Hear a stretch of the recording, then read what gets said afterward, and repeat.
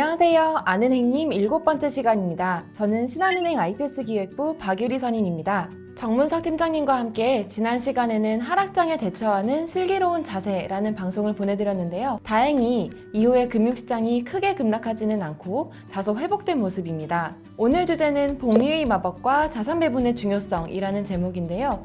팀장님, 이 주제를 택한 이유는 뭔가요? 네, 두 가지 용어가 나오죠. 하나는 복리이고 또 하나는 자산 배분입니다.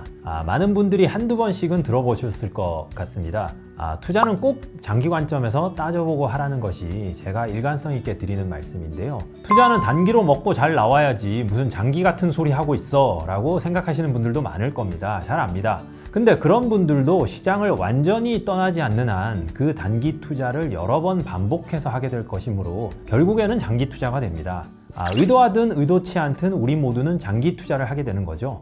그래서 장기 관점에서 투자할 때 우리가 꼭 알아야 할 부분이 바로 복리와 자산 배분이거든요. 그래서 오늘 준비해 보았습니다. 네, 그럼 먼저 복리에 대해서 알아보죠. 복리의 마법이라고 하면 그리 높지 않은 수익률도 오랜 기간 누적되면 매우 큰 성과가 된다. 뭐 그런 개념 아닌가요? 네, 정확하게 아시네요. 근데 실제로 투자할 때 이 부분을 체감하기는 쉽지 않습니다. 제가 사례를 좀 들어보겠습니다. 여기 두 명의 투자자가 있습니다. 한 명은 첫 해는 플러스 50%, 둘째 해는 마이너스 20%를 기록했고, 다른 한 명은 첫 해나 둘째 해나 똑같이 10%의 수익률을 기록했다고 합시다. 그러면 누가 더 잘한 걸까요? 그냥 딱 보면 첫 번째 사람일 것 같은데 근데 왠지 두 번째 사람이 정답이라고 하실 것 같기도 하네요. 네, 희한하게도 실제로 계산을 해보면 첫 번째 사람은 2년간 수익률이 20%이고요. 두 번째 사람은 21%가 나옵니다. 그럼 이제 두 번째 사례도 한번 해보죠. 한 명은 한 해는 100%, 두 번째는 반토막 이렇게 계속 반복하는 사람이 있고요. 또 다른 한 명은 매년 겨우 1%씩 수익을 냅니다. 누가 이길까요? 이거는 쉬운데요. 첫 번째 사람은 원금이 항상 제자리이고 두 번째 사람은 매년 1%씩 이익을 내니까 두 번째 투자가 더 나을 것 같아요. 네, 이건 계산기를 안 두드려 봐도 딱 보이죠? 그렇습니다. 근데 안타까운 점은 현실에서는 많은 사람들이 첫 번째 스타일의 투자를 한다는 겁니다. 수익률이 낮아도 꾸준히 이익이 나는 투자보다는 당장 한 달, 일주일, 아니 오늘 하루에 10%, 20% 벌 수 있는 것들만 쫓아다니는 거죠. 네, 이런 투자자들을 보면 벌 때는 많이 벌지는 몰라도 잃는 경우에 손실도 커서 나중에 결과를 따져보면 실패한 투자가 되는 경우가 흔합니다. 마치 토끼와 거북이 우화처럼 당연히 토끼가 이길 것 같은데 엉금엉금 야금야금 기어간 거북이가 이긴 거와 유사합니다. 그런데 사람들이 이런 복리 개념에 익숙해지는 게 쉽지는 않은 것 같아요. 매번 계산을 해볼 수도 없는 노릇이고요. 예, 그렇습니다. 이는 우리 인간들이 더하기는 쉽고 직관적이지만 곱하기는 어렵고 감이 잘 와닿지 않기 때문이라고 합니다. 예를 들어 5년간 5% 단리로 투자했다. 그러면 수익률은 25%. 바로 계산이 됩니다. 이건 더하기죠. 5%를 5번 더하면 됩니다. 그런데 5%를 5년간 복리로 투자한다고 하면 이건 곱하기가 되거든요. 1.05를 5번 곱하는 건데 계산기가 없으면 안 되겠죠. 대충 어림조차 안 되는 겁니다. 기간이 길어질수록 그렇죠. 그런데 이제 복리의 마법을 내 편으로 만드는 방법은 두 가지가 있습니다. 첫 번째는 가능한 한 마이너스를 기록하지 않는 거고요. 두 번째는 연간 수익률 간의 편차를 최대한 줄이라는 겁니다. 그 말씀을 듣고 보니까 투자의 현인 워렌 버핏의 원칙이 기억나네요. 첫 번째 원칙은 절대 돈을 잃지 말라. 두 번째 원칙은 첫 번째 원칙을 절대 잊지 말라는 내용이었죠. 아마도 버핏은 복리의 마법을 잘 알고서 이를 잘 활용했던 게 아닌가 싶어요.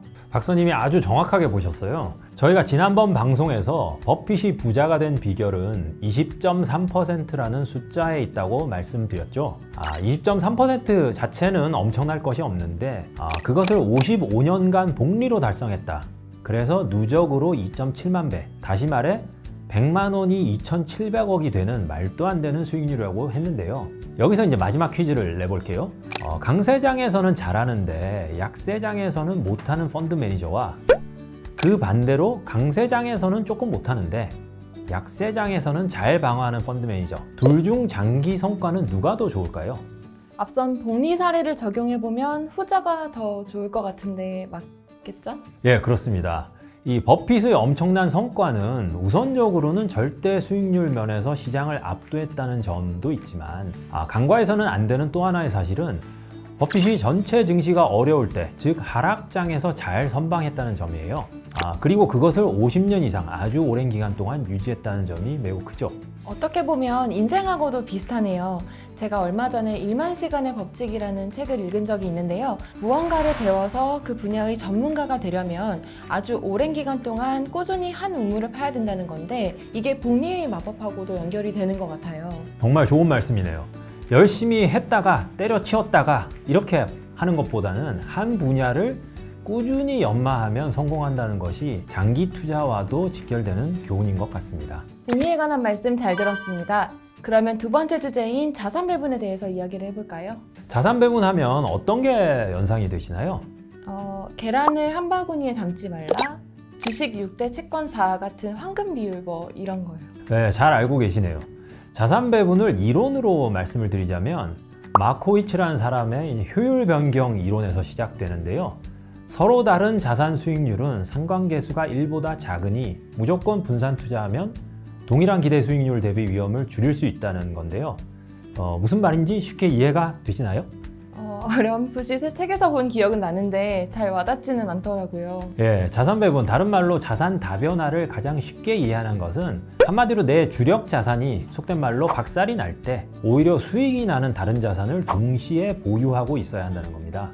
보통의 경우 주력 자산은 주식이 될 텐데요. 그러면 그 반대가 되는 자산은 주식 성과가 좋지 않을 때, 다시 말해 경제가 좋지 않고 증시가 약세장일 때 성과가 좋은 채권이나 금, 다시 말해 안전자산이라고 하죠. 이런 것들을 어느 정도는 같이 보유해야 한다는 겁니다.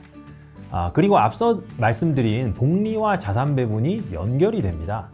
그런가요? 바로 감은 잘 안 오는데요. 설명 좀 해주세요.